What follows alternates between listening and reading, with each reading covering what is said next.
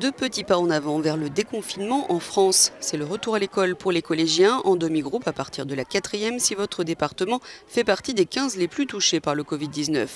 La demi-jauge est la règle pour tous les lycéens. Et c'est aussi le jour J pour la levée de l'interdiction de parcourir plus de 10 km depuis son domicile. Les taux de contamination restent élevés en France, autour de 26 000, mais ils ont atteint un plateau selon le gouvernement qui a annoncé son plan de déconfinement 4 étapes la semaine dernière. Ça va? Oui. En Italie, après des mois de fermeture forcée, les cafés de Venise ont ouvert leurs portes ce week-end. La ville vient d'être classée en zone jaune à faible risque. Une grande partie du pays bénéficie désormais d'un assouplissement des restrictions. Mais 6 régions restent toutefois soumises à des mesures strictes, ainsi que la petite communauté de Bella Farnia dans le centre de l'Italie, qui vient d'être déclarée zone rouge après que 80 personnes ont été testées positives au Covid-19. En Espagne, c'est le retour de la corrida à Madrid. Le taux d'occupation de l'arène a été limité à 40%, ce qui signifie que 6 000 fans au maximum ont pu y assister.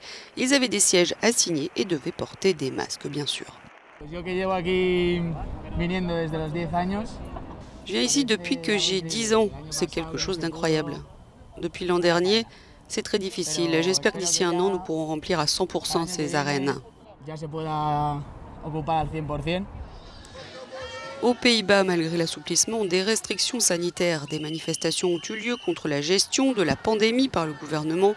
1 millier de personnes ont défilé, une marche de la liberté appelant à une levée immédiate des mesures sanitaires qui, selon eux, vont à l'encontre de la démocratie.